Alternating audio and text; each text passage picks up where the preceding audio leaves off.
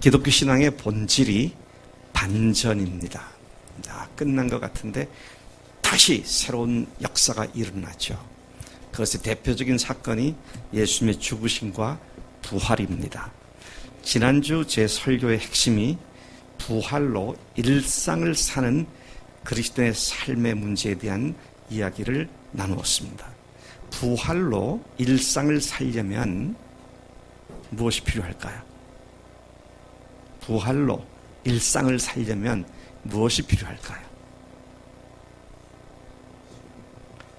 부활이 우리의 삶의 중심, 우리 삶의 한복판에 있어야 합니다.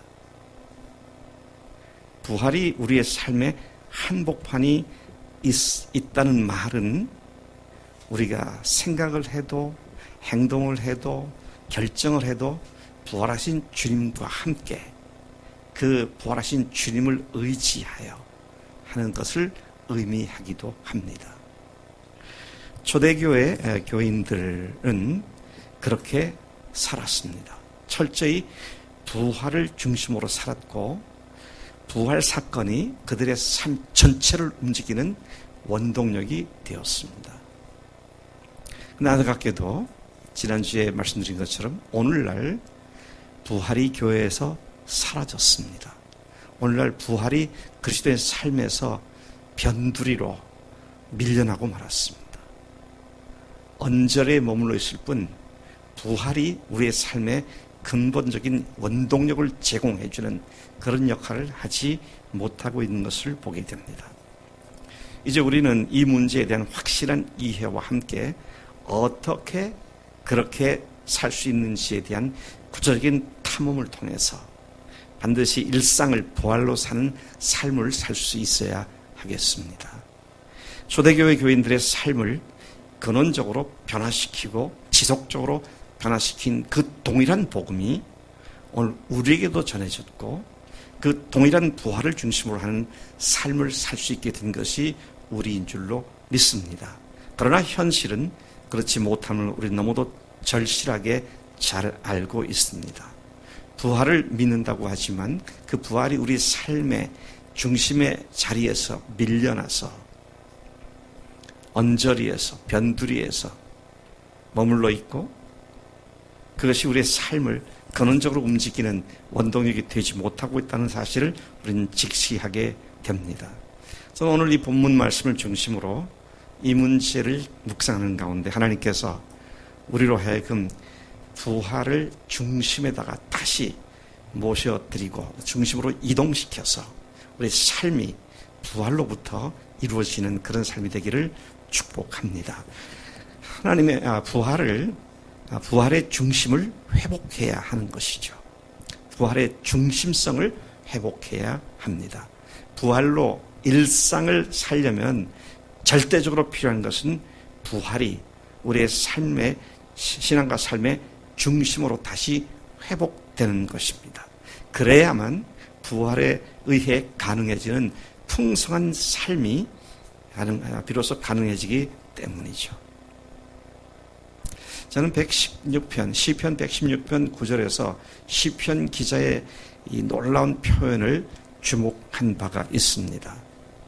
그가 그 116편 9절에서 내가 생명이 있는 땅에서 여호와 앞에 행하리로다. 그는 자기가 하나님 앞에서 행하는 삶의 자리가 생명이 있는 땅에서 그렇게 하겠다. 그렇게 이야기를 하고 있습니다. 여러분들의 믿음의 근거가 되시고 여러분들의 삶의 근거가 되는 땅이 생명이 있는 땅입니까? 아니면 죽음이 있는 땅입니까? 그냥 아주 단순하게 얘기해서 나는 지금 생명의 땅에 발을 딛고 살고 있다. 그렇게 말씀할 수 있는지 아니면 죽음의 땅에 발을 딛고 있다. 그렇게 말할 수 있는지 한번 생각해 봐야 합니다. 제가 이렇게 말하면 십자가를 폄하한다, 비하시킨다라고 생각할지 모르지만 매일 십자가를 생각하며 사는 사람들은 십자가가 뭐죠? 죽음입니다. 그러니까 십자가의 사랑의 감격에서 그 죽음의 근거에서 하나님의 희생의 근거에서 사는 그런 삶을 좀 단적으로 말한다면 죽음의 땅에 발을 딛고 사는 삶이 아니냐. 그렇게도 말해 볼 수 있을 것입니다. 근데 부활하신 예수님을 중심으로 그 부활하신 주님과 함께 사는 삶이야말로 생명의 땅에 발을 딛고 사는 삶이라고 말할 수 있습니다. 이렇게 말하면 어떤 분들은 좀 반론을 제기할 수 있을 겁니다. 십자가에서 우리를 위해서 죽으신 그 사랑의 발을 딛고 사는 것이지 죽음만 생각하느냐. 근데 실제로 우리들의 삶을 이끌어가는 영적인 원동력이 예수님의 죽으심인가 예수님의 부활하심인가, 이것은 전혀 다른 스토리가 될 수 있다는 사실을 우리가 분명히 주목해야 합니다. 시편 기자의 그 말이 예사로운 말이 아닙니다. 내가 생명이 있는 땅에서 여호와 앞에 행하리로다. 오늘 우리가 생명을 부르짖고 생명으로 사는 그 원동력은 여전히 부활인 줄로 믿습니다. 그렇기 때문에 지난주에도 말씀드렸습니다마는 로마서 4장 25절에서 예수는 우리의 범죄함을 내어줌이 되고 우리를 의롭다 하시기 위해서 다시 살아나셨느니라. 그래서 십자가에서 죽으심은 우리를 죄와 단절시키기 위해서였고 우리를 하나님과 의로운 삶으로 연관을 관계를 맺기 하기 위해서 부활하셨다. 그렇게 말씀을 하고 있음을 봅니다. 따라서 그분과 함께 의로운 삶 가운데로 들어간 우리가 그분의 살으심과 합하여 주님과 함께 사는 것이 당연히 그리스도의 삶인 줄로 믿습니다. 여러분, 예수님과 연합됐다고 하는 말이 그거 아닙니까? 내가 예수님의 죽으심과 함께 연합해서 어떻게 됐다? 예수님의 죽으심과 합하여 연합되어서 어떻게 됐습니까? 죽었습니다. 죽음의 땅입니다. 죽었습니다. 근데 그분의 다시 살아나심과 합하여 내가 어떻게 됐다? 다시 살아났다. 우린 죽음에 머무는 자가 아니라 살아난 자로서의 생명력을 누리며 사는 그런 삶이 부활하신 예수님을 믿는 사람들의 삶인 줄로 믿습니다.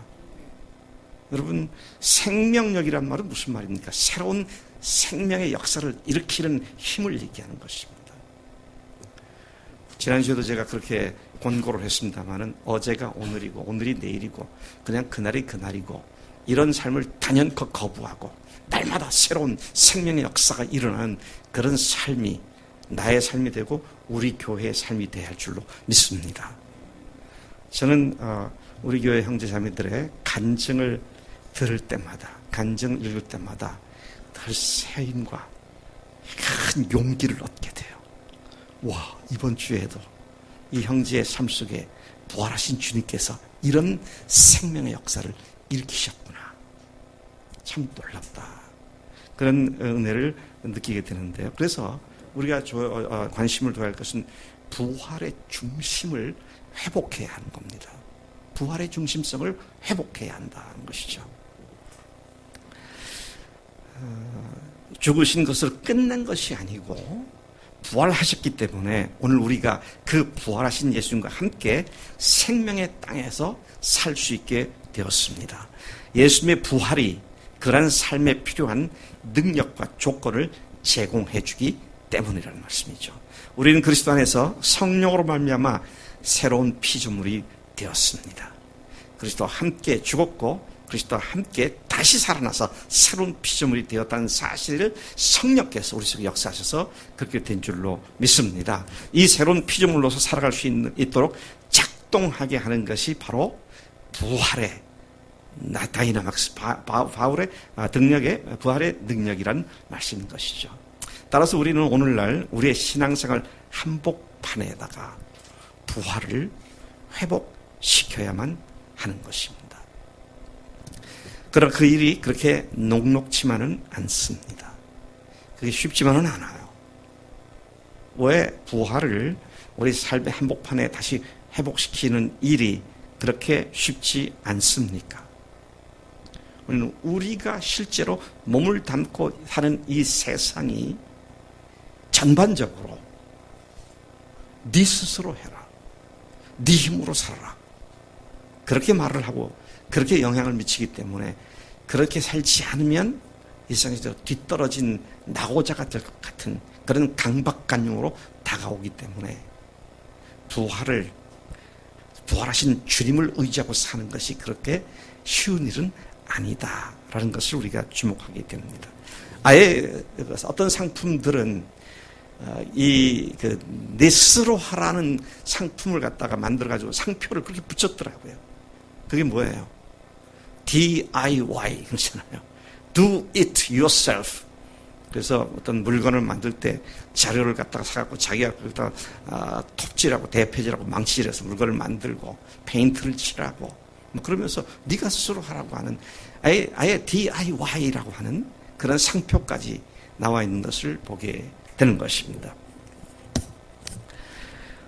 우리가 만나고 또 우리가 발을 딛고 있는 이 세상이 그것이 너무나 당연한 것이기 때문에 심지어 학문의 세계에서 학자들도 그러한 자기가 주인 돼서 사는 삶을 최고의 가치 있는 삶이라고 서슴없이 가르치고 서슴없이 그런 이론들을 제시하고 또 그런 이론과 그런 논리를 배우는 학생들의 마음 깊숙한 곳에 맞아, 내가 내 삶의 주인이지, 내가 해야지, 그런 생각들로 유치원 때부터 아니 어린이집에서부터 계속 그렇게 세연의 교육을 받아온 것이 사실이다 하는 것입니다. 여러분, 학문으로서 보면은요, 이 오늘날 세대가 그렇습니다. 자기가 최고예요. 그래서 자기 존중, 자존감, 자아 성취. 그래서 보면 자기 이것이 온통 이 세상에서 우리가 살고 있는 주변에서 만나게 되는, 끊임없이 만나게 되는, 변함없이 만나게 되는 물결이 아주 그냥 계속 물밀듯이 들어오는 그런 세상 속에 우리가 살고 있는 것이죠. 여러분, 심리학이나 상담학을 공부한 사람들이라면, 또 뭐 교사가 되기 위해서 사범계를 공부한 사람들이라면은 반드시 만나는 학자 중에 한 사람이 아브라함 머슬로라는 사람입니다. 이 사람은 피라미드 모양으로 인간의 기본적인 욕구를 1차적인 욕구, 2차적인 욕구, 3차적인 욕구 이렇게 이야기를 합니다. 그래서 1차적인 욕구는 먹고 자고 입고 하는 자기의 몸뚱아리를 생명을 유지하기 위해서 필요한 욕구들. 배고프면 먹고 싶고, 또 추우면 옷을 입고 싶고, 목이 가라면 물을 마시고 싶고, 피곤하면 쉬고 싶고, 이런 것들은 이제 1차적 욕구다, 생리적 욕구다, 그렇게 말을 하죠. 2차적 욕구는 대인 관계에서 경험하는 욕구들입니다. 사랑을 받고 싶은 욕구, 사랑을 하고 싶은 욕구, 어디든가 소속감을 갖고 싶은 욕구, 사람들과의 관계에서 안정감을 누릴 수 있도록 왕따를 당하고 싶지 않은 욕구. 그래서 어떻게든지 왕따 당하지 않냐고 그 공동체, 그 집단의 한 일원으로 인정받기 위해서 그들에다가 비위를 맞추고 그렇게 살아가는 이런 것들이 전부 다 2차적인 욕구입니다. 그리고 제일 꼭대기에 있는 가장 고차원적, 제가 지금 말하는 고차원 제가 한 게 아니라 머슬로가 한 얘기입니다. 가장 고차원적인 욕구는 자아성취, 자아실현. 자아성취, 자아실현이라는 말을 쉽게 말하면 네가 하고 싶은 대로 해라 그 말이에요. 네가 되고 싶은 사람이 되라. 네가 꿈꾸는 대로 그렇게 사는 것이 그게 최고다. 그렇게 말하는 겁니다. 자기에게 가장 의미 있고 가치 있게 가치를 부여지는 그 일을 성취하는 것이 자아성취인데 그것이 인간이 갖고 있는 가장 최고의 욕구다. 그렇게 얘기를 하고 그것이 정설인 양 누구든지 그것을 배우고 그렇게 또 상담이라든지 또는 가르치는 일에 그런 이론들을 적용시켜서 활발하게 그것을 가르치고 있는 모습을 보게 됩니다. 그러니까 학문 세계에서도 그렇죠. 내가 태어나서 죽을 때까지 계속 사는 세계에서 듣는 것이 그것이죠. 그래서 손해 날 일을 하게 되면 바보고, 네, 시대에 뒤떨어진 사람이고. 제가 우리 교회 한 자매의 간증을 한 달 전에 읽었어요. 근데 어찌해서 간증을 읽힐 기회를 놓쳤었습니다. 그리고 그 간증을 쓴 뒤에 일이 또 진행이 됐어요. 오늘 오후에 이제 그 자매의 간증을 읽게 할 건데, 우리 교회에 나오기 시작된 지 얼마 안 된 김수지 자매의 간증입니다. 이 자매가 노은동 이쪽 어디서 영어 학원의 영어 교사로 일을 하고 있었습니다. 10몇 명, 한 14, 15명쯤 되나요? 10여 명의 교사들과 원장이 회식을 하는 자리를 마련했고, 안 갈라 그랬지만 또 원장이 강권을 해서 가서 같이 식사를 하고, 근데 간증에 보면 잘 됐다, 고기나 시컷 먹자, 그래갖고 술은 안 먹고 안주만 킬링을 했다고 그런 얘기가 될 텐데요. 그렇게 하는데 중간에 갑자기 그 원장이 예수 믿는 것에 대한 이야기를 꺼냈고, 그래서 우리 수지자매에게 예수님에 대한 얘기를 질문할 때에 예수님은 하나님이십니다. 그랬더니 예수가 하나님이라고? 그래가지고 그분이 부활하셨습니다. 4대 성인 아시죠? 4대 성인, 그리고 공자, 그러다가. 근데요, 그 사람들 중에 부활하신 사람이 누굽니까?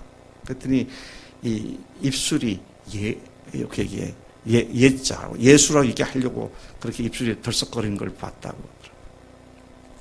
그래서 그걸 가지고 복음을 열심히 전했습니다. 잘 전했어요, 보니까. 그리고 어떻게 됐을까요?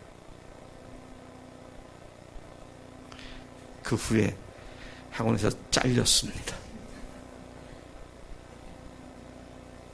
잘렸어요. 거기 또 반전이 이루어집니다. 그거는 간증이 없고요. 제가 천목사 통해서 들은 얘기인데, 잘리고 나서 여기 옆에 있는 국민 콜센터 있잖아요. 거기 또 취직이 덜컥 돼가지고 그리로 출근하고 있다는 거예요. 또 뭐 주연이가 또 정보를 줘가지고 그랬나? 카이스트에 누가 줬다 그랬지? 정보를?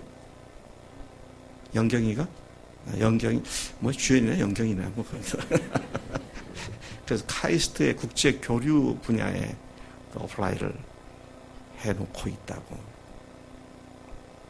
세상 사람들이 듣기 싫어하는 얘기 했다가 잘려. 그거 안 잘리려고 눈치 보죠, 우리가. 말 못합니다. 비위 맞춰요. 그랬더니 우리 천목사 그러더라고요. 이 김수지 자매가 직신이라고. 직신이 뭐냐 그랬더니 집신 아니고 직신이래요. 직장의 신. 그래서 금방 또 취직이 됐다고 그러더라고요. 또 다른 간증이 있지만 이따 오후에 본인이 직접 간증하도록 하고 다시 돌아갑니다. 부활하신 예수님이 주님이시고 그분이 내 삶을 주관하신다는 사실을 믿고 안다면 늘 제가 얘기합니다. 뭐가 걱정입니까? 뭐가 두렵습니까? 두렵거나 걱정할 일이 아무것도 없죠. 왜? 그분이 주님이시니까. 그분이 하시니까. 그분이 부활하셔서 지금 우리 속에서 우리와 함께 역사하시는데 말이죠. 우리가 부르는 찬송은 부활하신 구세주 나 항상 섬기네. 나와 동행하고 그렇죠? He walks with me, He talks with me. 말씀해 주시고 내 삶의 모든 길을 함께 가시는데, 그래서 저는 앞으로 우리 믿음이 좀 단순화되겠다. 복잡하지 말고 단순하자. 하나님이 부활하신 예수님이 하나님이시고 그분이 내 안에 계시면 that's okay. 끝난 거죠. 뭐 걱정할 게 뭐 있어요? 그랬다가 잘리면 어떡하나. 잘리면 그 다음에 또 하나님께서 부활의 역사를 일으키시는데 아무 문제 없어요. 근데 내가 복잡해요. 계산을 합니다. 그렇게 해서 내가 손에 계산을 빨리 탁 따주죠. 이럴 땐 또 머릿속 컴퓨터가 잘 돌아갑니다. 얼마나 빨리 돌아가는지 몰라요. 근데 복잡하게 살지 말고 주님이시니까 주님 의지합니다. 그리고 딱 맡기면 그렇게 살 때 부활이 삶 속에서 일상 속에서 부활로 사는 것이 이루어진 줄로 믿습니다. 네. 부활을 중심에서 변두리로 몰아내는 오늘날의 문화가 그런 것이다라는 것을 이해하는 것이 필요하고요. 그런 맥락에서 우리가 부활을 확고하게 붙잡고 철저히 주님을 의지하고 살아가는 이것이 우리들의 그리스도인의 삶의 믿음의 원리인 줄로 믿습니다. 두 번째로 우리가 그 부활, 우리를 인도하는 그 부활의 중심에 있는 부활, 이것이 어떤 것인가를 조금 더 생각을 해보면요. 부활의 첫날, 부활하신 그날, 무덤을 찾아간 5 여인들의 이야기에서 우리는 부활이 어떻게 우리 속에서 지속적으로 우리를 변화시켜 나가는지를 배울 수 있는 단서들을 찾을 수가 있습니다. 부활은 그 부활의 날에 여자들이 부활하신 예수님을 만났을 때 그들을 압도했던 감정은 2가지였습니다. 하나는 두려움이었고 또 하나는 큰 기쁨이었습니다. 이건 참 묘한 앙상블입니다. 두려움과 기쁨은 공존하기가 어렵습니다. 그런데 그들이 큰 두려움과 함께 큰 기쁨을 갖고 있었다. 뭐가요? 부활이 그들에게 그런 2가지 감정을 동시에 주었다라고 하는 이야기인 것입니다. 그 후 그들과 또 그 후에 만난 제자들도 예수님 부활하신 예수님 만났고 그 후에 그들을 통해서 예수님이 부활하신 사실을 들었고 믿게 된 사람들이 이 부활의 경이로움과 부활의 놀라움과 그 부활의 감격과 기쁨이 그들의 삶을 끝까지 지속적으로 인도하여 결국은 그들이 순교를 하기까지 더 이상 흔들림이 없이 계속 앞으로 나가게 만들어준 줄로 믿습니다.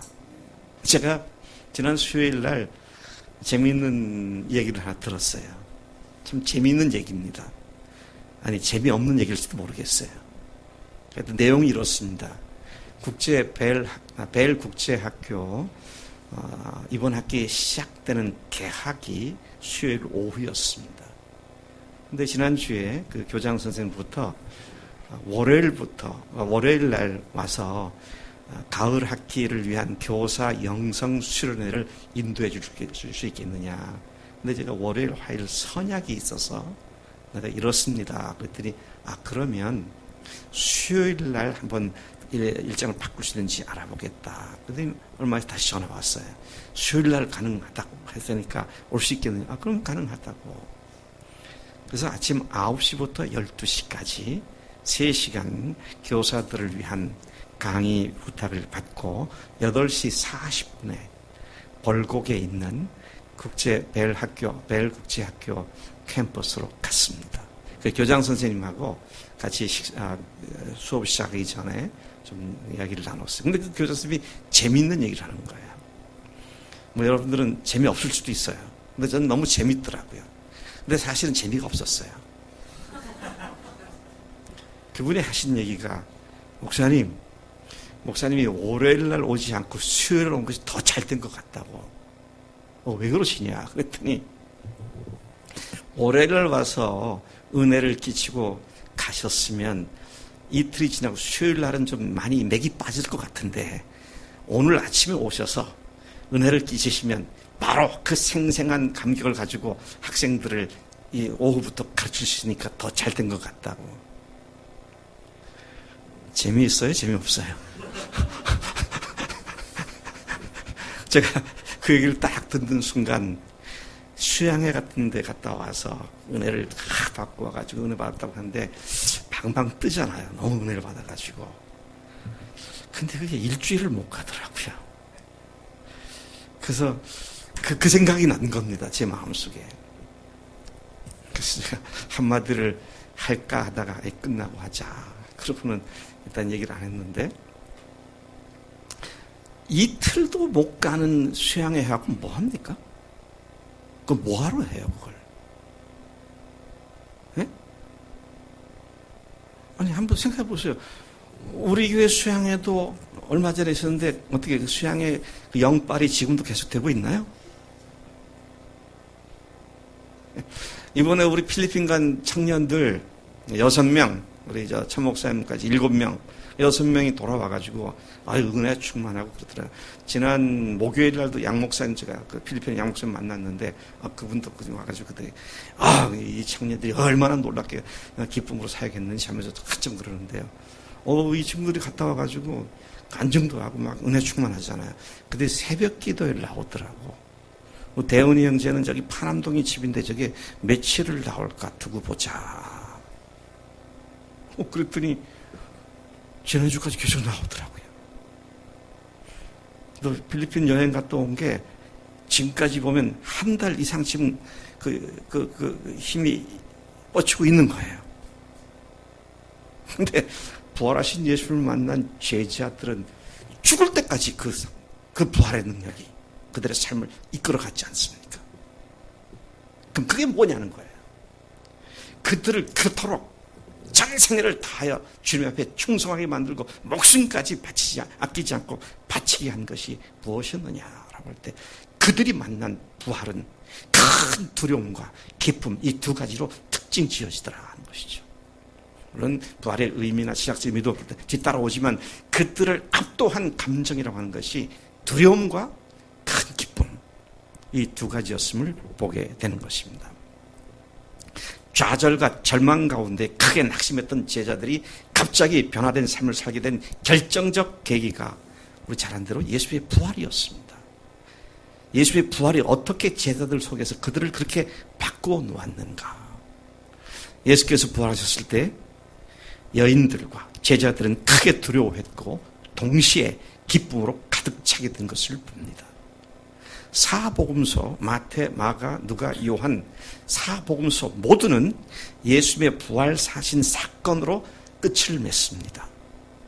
그 부활 사건에 대한 기록들이 보여주는 한결같은 공통점은, 부활하신 예수를 만났을 때 그들이 충격과 경이로움과 놀람에 빠져들었고, 그래서 불과 며칠 전만 하더라도 예수의 죽음을 수습하는 일에 몰두했던 그들이었는데, 예수 부활하신 뒤에는 그들이 예수의 생명을 수습하는 자들로 완전히 바뀌어졌던 것을 보게 됩니다. 제가 아까 생명의 땅에 발을 딛고 산다 그랬는데요, 오늘 우리의 마음을 사로잡고 있는 것이 예수님의 십자가입니까? 예수의 부활입니까? 물론 어떤 것도 다 버릴 수는 없어요. 근데 실제 우리가 기도할 때나 또는 말씀을 부르고 찬송 부를 때 십자가만 찬송합니까? 십자가만을 얘기합니까? 아니면 부활이 그 중심에 있습니까? 이게 중요한 겁니다. 다시 말씀드립니다. 제가 십자가를 폄하할 이유가 하나도 없어요. 왜냐하면 부활이, 십자가가 하나님의 십자가였고 거기서 흘린 피가 하나님의 아들의 피였음을 증명했기 때문에 그 십자가를 우리가 폄하할 이유가 하나도 없습니다. 그런데 오늘 그분과 함께, 그분의 죽으심과 함께 연합되어 있고 그의 살아심과 함께 부활로서 우리가 연합된, 이제 우리는 살아가는 삶의 원동력이 그 부활에 근거해야 한다는 이런 말씀을 하고 있는 것입니다. 생명을 수습하는 일을 하는 사람들, 그들이 부활의 놀람과 경이로움에 사로잡혔던 것은 당연한 얘기리도 했을 것입니다. 우리 오늘 읽은 본문 말씀 마가복음 16장 1절부터 11절까지 말씀은, 마태복음에서는 막달라 마리아와 또 다른 마리아 두 여인이 등장하지만, 그리고 마가복음에서는 살로메라는 또 다른 여인이 등장을 합니다. 그리고 누가복음 24장에 보면 그들 외에 요한나와 또 다른, 이름을 밝히지 않은 또 다른 여인이 등장을 하는데, 그날 새벽에 부활하신 주님을 만나게 된 무덤에 간 여인들이 5명이었던 것을 확인할 수 있습니다. 이 여인들은 예수님의 시체에 향품을 바르기 위해서 갔습니다. 시체를 수습하는 일을 위해서 갔습니다. 근데 그분은 더 이상 시체가 아니었기 때문에 천사가 하는 말이 어찌하여 산자를 죽은 자 가운데서 찾느냐. 예수님이 십자가에 죽으신 이후에 부활했기 때문에 이제는 우리가 그 살아계신 주님과 함께 동행하는 삶으로 우리의 분명한 신앙의 발을 딛는 것이 너무도 중요하다라는 사실을 여기서 다시 한번 확인하게 됩니다. 그런데 그곳에 갈 때에 그 여인들이 고민이 있었어요. 고심을 했던 것이 있습니다. 뭡니까? 가긴 가지만 이 큰 돌문을 누가 이걸 치워줄 수 있을까? 라고 갔는데 가보니까 이미 돌이 옮겨졌기 때문에 더 이상 그들이 염려하거나 뭐 해야 할 일이 아무것도 없는 부활하신 주님을 만나는 그런 장소로 바뀌어져 있는 것을 보게 되는 것이죠. 우리 다시 한번 이 본문 1절부터 4절까지를 다시 돌아가서 보겠습니다. 같이 한번 1절부터 4절까지를 한 목소리로 읽어보시겠습니다. 시작. 안식일이 지남에 막달라 마리아와 야고보의 어머니 마리아와 또 살로메가 가서 예수께 바르기 위하여 향품을 사다 두었다가 안식 후 첫날 매우 일찍이 해 돋을 때에 그 무덤으로 가며 서로 말하되 누가 우리를 위하여 무덤 문에서 돌을 굴려주리요 하더니 눈을 들어본 즉 벌써 돌이 굴려져 있는데 그 돌이 심히 크더라. 예, 모든 것이 클리어가 되었습니다. 뭐 더 이상 염려할 것이 없었어요. 그리고 그들이 무덤 안으로 들어갔다 그랬습니다. 무덤 안으로 들어갔을 때 한 빛나는 옷을 입은 청년으로 묘사된 천사가 앉아있는 것을 보았습니다. 그리고 그들을 엄습하는 감정이 두려움과 놀라움이었습니다. 5절부터 6절 그리고 8절에 같은 두려움에 대한 이야기가 반복되고 있는데 5절에 보면 무덤에 들어가서 흰 옷을 입은 한 청년이 우편에 앉은 것을 보고 놀라매 그들이 크게 놀랐습니다. 6절에 청년이 이르되 놀라지 말라. 8절에 여자들이 몹시 놀라 떨며 나와 무덤에서 도망하고 무서워하여 아무에게 아무 말도 하지 못하더라. 부활의 장면을 만났을 때, 부활의 현장에 갔을 때, 부활한 그 사건 자체가 그들에게는 큰 경이로움과 두려움과 놀라움의 감정으로 휩싸이게 만든 그런 장소였던 것을 보게 됩니다. 이 두려움, 이것은요, 성경에 보면 두려움이 두 가지 의미가 있어요. 두 가지 의미로 용례가 사용된 경우가 두 가지가 있습니다. 하나는 하나님을 경외하다. 하나님을 두려워하다. 그래서 영어로 얘기를 하면 fear God. 하나님을 두려워한다. 그게 하나님을 경외하다. 같은 말입니다. 그리고 오늘 이 사건과 관계돼서 또 다른 두려움이 있는데요. 그거는 로마 군병 수직 지키던 로마 군인들이 부활 사건 앞에 딱 직면하면서 두려워가지고 죽은 자처럼 사지가 뻣뻣이 굳어버린. 같은 두려움의 단어를 쓰지만 다른 이 용례가 이렇게 다르다는 것을 보게 되죠. 여인들의 두려움은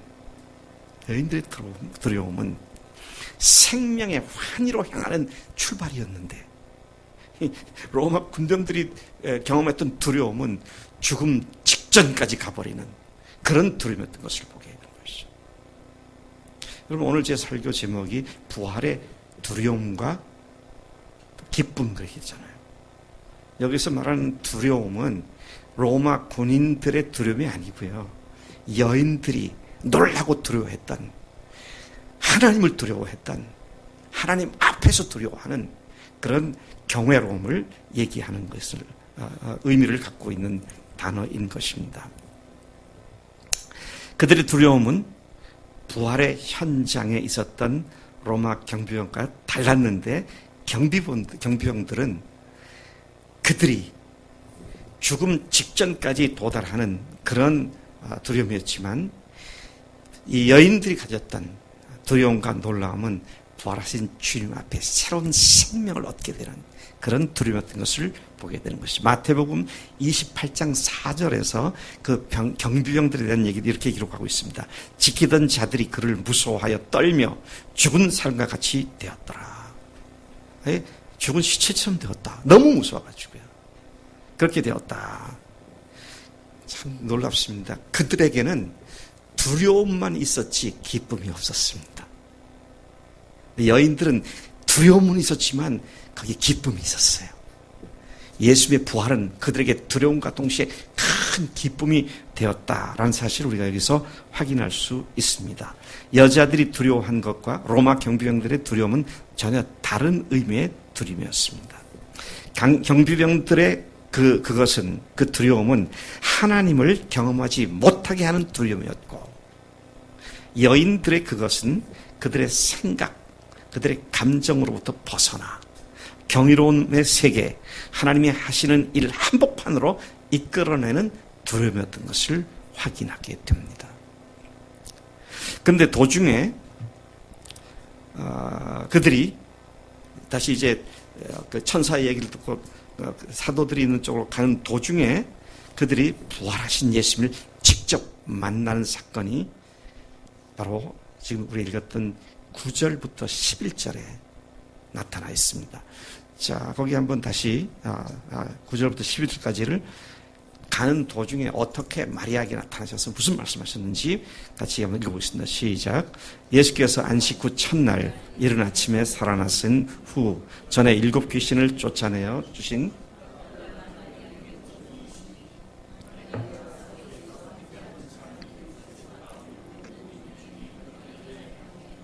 그들은 예수께서 살아나셨다는 것과 마리아에게 보이셨다는 것을 듣고도 믿지 아니하니라. 마태복음 28장 9절에 보면 그 여인들은 부활하신 예수를 만났을 때 예수님께 무릎을 꿇었습니다.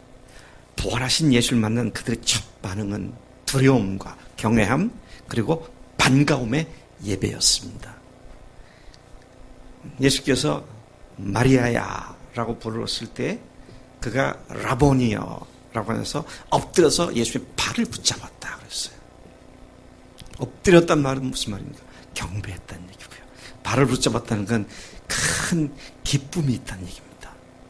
두려움으로 끝나는 부활이 아니라 큰 기쁨이 함께 역사하는 그런 부활의 의미를 여기서 다시 확인하게 되는 것입니다.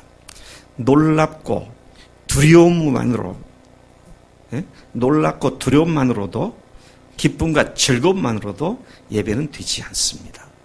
놀랍고 두렵고 경외하는 마음과 함께 큰 기쁨이 함께 드려지는 것이 진정한 예배가 된다라는 것입니다. 그래서 부활하신 예수님께 대한 진정한 예배는 이 충격과 놀라움 그리고 큰 기쁨, 이 두 가지가 부활하신 주님을 만난 사람들의 속에 용솟음치는 감정적인 반응이며 그 반응은 하나님께 예배하는 형태로 드러나게 되는 것을 보게 됩니다. 부활의 경이로움을 다른 사람에게 이해시키는 일은 참으로 어려운 일인 것 같습니다. 왜냐하면 분명히 만난 경험을 가지고 예수님을 예배한 그 감정을 가지고 이 여인들이 돌아가서 제자들에게 그 사실을 얘기했을 때 그 제자들의 반응은 전혀 믿는 것이 아니었다라는 사실을 우리가 이미 읽어보았습니다. 그렇기 때문에 우리가 전도를 하거나 예수님의 부활을 증거할 때에 사람들이 잘 믿지 않는 것은 지극히 정상적인 반응이다라는 것을 또한 우리가 이해하는 것이 필요합니다. 부활은 오직 경이로움과 경악과 충격, 놀라움으로 이루어지는 것으로서 새로운 체험이나 지식을 우리가 이미 알고 있는 것들과 연관시켜서 그 의미를 이해하는 것하고는 동떨어진 것이 부활입니다. 여러분, 우리가 무엇을 이해한다 그럴 때 교육학적으로요, 이해를 뭐라고 얘기하냐면 어떤 지식과 정보가 이미 내가 알고 있는 지식과 정보에 어떻게 연관되는지를 파악할 때 이해를 했다, 그렇게 말을 합니다. 근데 이게 연결이 안 되면 이해가 안 되는 거죠. 그래서 강의를 하거나 설교를 하거나 성경 공부를 할 때 이해를 시키기 위해서 이전에 알고 있었던 내용들을 근거로 해서 그런데 이게 이걸 얘기한 거다. 그러면 이제 사람들이 그게 그런 거구나. 그래서 교육학자들이 용어를 아예 만들었어요. 그게 이해가 딱 생기게 되면 그렇게 감탄사가 나오기 때문에 그 이해의 순간을 아하의 순간이다, 그렇게 말을 하죠. 근데 부활은 그렇게 이해될 수 있는 것이 아니라는 겁니다. 네? 여자들이 그날 아침에 그 새벽에 예수님 부활하신 것을 보고는 그래서 이 부활하신 거구나, 아니고요. 그냥 충격으로 받아들인 겁니다. 놀라움으로 받아들인 것입니다. 그 사실 앞에 직면한 것이죠. 그래서 늘 얘기하지만 부활은 이 세상의 언어가 아니다, 그런 말입니다.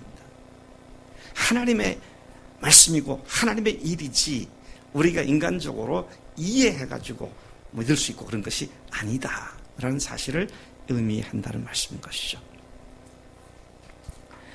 부활은 어떻게 보면은요, 이해하는 것이 아니라 돌발적인 것이다, 그렇게 말할 수도 있을 것입니다. 그래서 우리가 전도할 때요, 아까 그 김수지 자매 얘기했습니다만 예수님은 하나님이시다, 그게 뭔 소리냐 그랬더니 부활하셨지 않냐고. 그거는 이해도 아니고 뭐도 아니에요. 그냥 선포고요. 선포하는 가운데 하나님께 역사하시면 그걸 받아들이거나 충격을 받거나 고민을 하게 되겠죠. 그래서 우리가 여러분, 물론 복음을 전할 때 잘 전하는 것이 필요합니다만은 이해를 시켜서 믿게 하려고 하는 것은 사실 거의 불가능에 가까운 것이다 라는 사실을 우리가 보게 됩니다.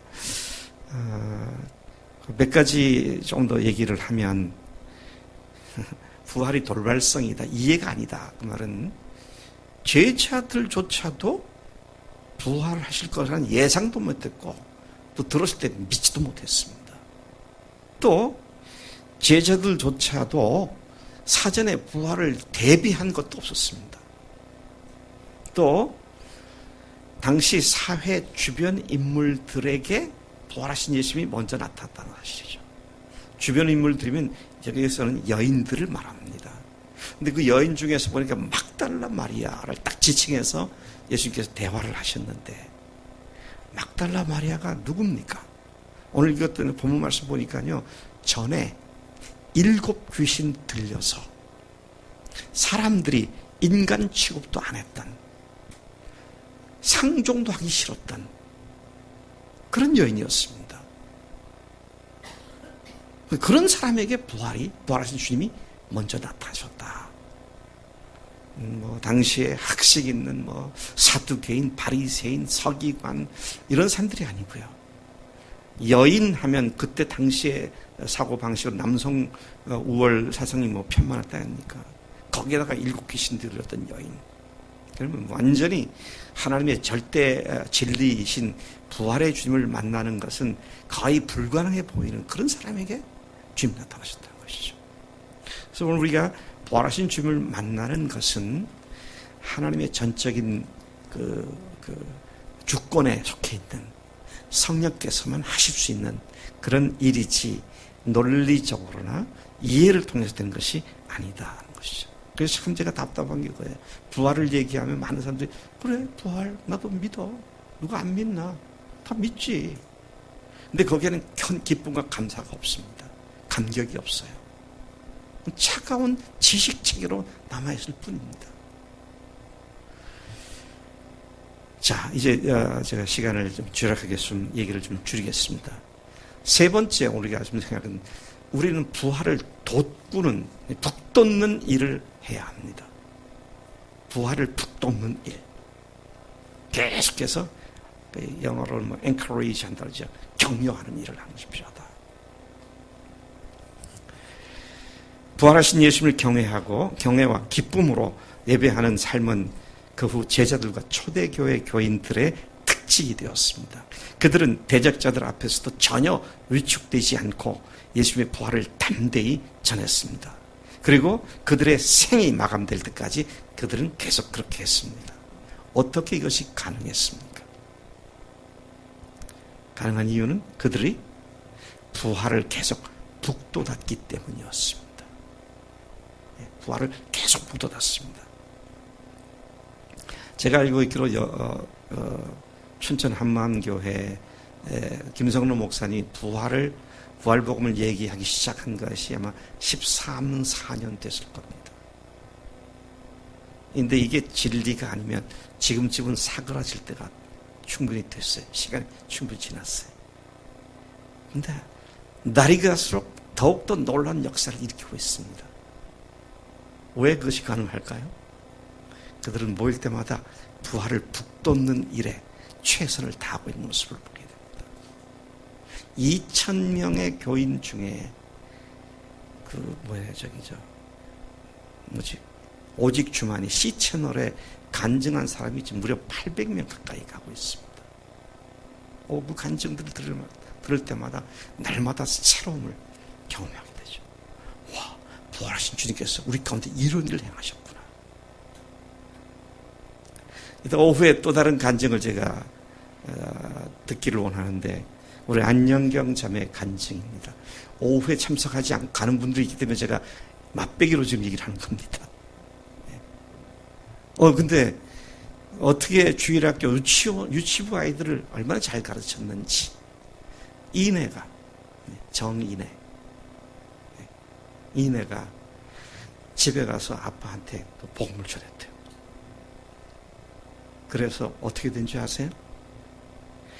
9월부터 교회를 나오겠다고 약속을 했대요.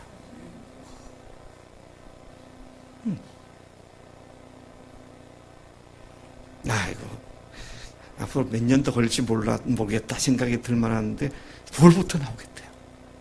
여러분 그 마음 변치 않도록 여러분 새벽마다 기도해 주세요. 이내 아빠를 위해서 말이죠. 이런 얘기를 들을 때 얼마나 감사해요. 근데 걔가 얘기한 게 뭔지 아세요? 이내가 지금 아빠한테 얘기한 게 뭔지 아세요? 예수님 부활하셨다고.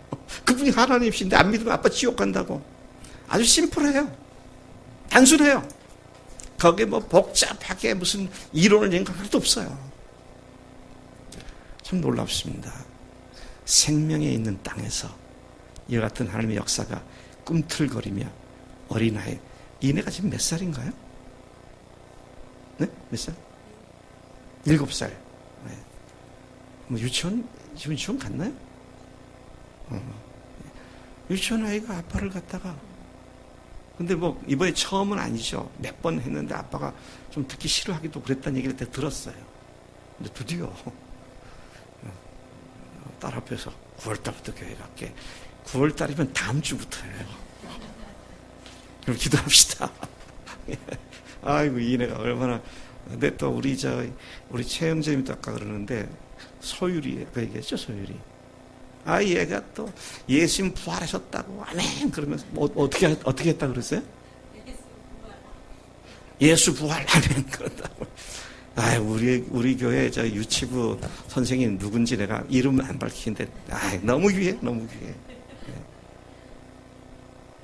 이런 얘기를 들을 때 우리 가운데 부활하신 주님께서 이렇게 역사하시는구나. 이게 확인이 되잖아요. 그러니까 부활하셨던데 살아계시나 죽었나 이러고 있으면 믿음이 어떻게 자랍니까? 이게 북돋아줘야 돼요. 북돋기 위해서 교회를 주셨어요.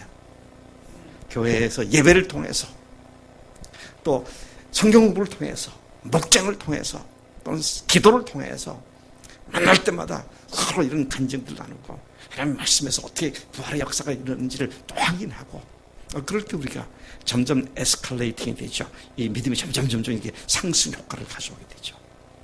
그래서 여러분 주일마다 교회에 나오는 거 이거 대수롭지 않은 일이 아닙니다. 미니멈이에요. 미니멈. 근데 예배를 빠져보세요. 점점 가기 싫어져. 응? 점점 퇴보를 해요. 근데 힘을 다해서, 그래서 제가 새벽 기도도 우리가 매일은 못 나온다면 토요일만 일어나서 함께 기도합시다. 참 감사한 건 어제 새벽에 청년들이 다 빠졌어요. 어제 청년들이 저기 대천 갔잖아요. 그래서 제가 작년들만 나오는데 몇 사람이 나올까? 어제 10명이 넘더라고요. 너무 감사했어요. 이제 뭐 두세 명 앉혀놓고 제가 설교하면 영이 힘이 빠져. 근데 어제는 힘이 나더라고요. 그래서 여러분, 그래서 영적 빈익빈 부익부가 심각한 문제입니다. 근데요, 부활을 중심으로 다시 회복하고 주님의 그 경이로움과 그 경외로움을 찬양하고 기쁨으로 부활하신 주님과 함께 동행하는 삶이 기필코 우리를 놀라운 지속적인 생명력에 넘치는 땅으로 우리를 확고하게 인도하고 세울 줄로 믿습니다. 우리 한번 시간 간절히 기도하겠습니다. 우리 마지막에 일터에서 부활을 살라, 이건 제가 얘기를 다 못하겠는데요. 한마디로 말하면 이겁니다. 부활을 중심으로 옮기면 주일 예배에서 교회 와서 신앙 반짝하다가 오래부터 다 까먹고, 그게 아니라 일터에서, 일주일의 일터에서 부활하신 주님과 동행하는 삶이 이루어지는 것이다. 이것은 제가 다른 시간에 다시 한번 좀 집중적으로 말씀드리겠습니다. 우리 이 시간 말씀을 생각하면서 하나님, 부활이 제 삶에 언저리에 밀려나지 않도록, 부활이 중심에 위치하도록 다시 이끌어주신 것을 감사합니다. 주님께 대한 경외로움과 또 주님께 대한 기쁨과 감사로 날마다 부활하신 주님을 찬양하고 예배하는 삶을 통하여 생명의 역사를 일으키는 믿음의 주인공들이 되도록 역사해 주시옵소서. 우리 이렇게 간절한 마음으로 주님 앞에 여러분들 1분 정도 통성으로 기도하겠습니다. 아버지 하나님, 감사합니다. 주님께서 이 아침에 하나님 정말 부활을 살 그런 삶에 있어서 오늘도 내가 부활을 우리 삶의 아버지 변두리에서부터 다시 중심으로 올려가는 그런 삶의 중요성을 익혀주신 것 감사합니다. 하나님께서 다시 사셨고 하나님께서 우리를 하여금 생명의 주인으로서 사셔서 감사합니다. 아버지 하나님, 큰 기쁨과 경외함으로 두려움으로 주 앞에 나가게 하시고 그 두려움이 변하여 두려워하지 두려운 것이 없어지고 경외함으로만 주 앞에 기쁨을 나가는 우리의 삶이 되게 하시고 이 예배하는 삶이 우리 평생 지속되도록 역사해 주셔서 우리 목숨이 붙어있는 날까지 부활하신 주님을 선포하고 주님과 함께 동행하는 일상이 되도록 역사해 주시겠습니다. 감사합니다. 이 아침에도 이렇게 말씀하셨습니다. 말씀이 살았고 능력이 있어 저는 위하여 이 일들이 우리 가운데 언제나 주옵소서. 하나님께서 하신 귀한 일들을 감사합니다.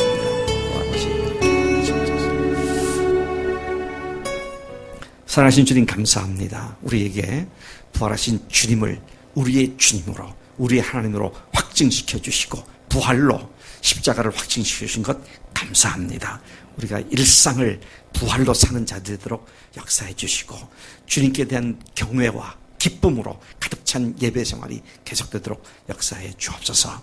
우리가 교회에서 형제 자매들이 서로 사람과 사람을 격려하는 이 일을 통해서 부활을 북돋는 일에 우리가 전심전력할 수 있도록 역사해 주옵소서.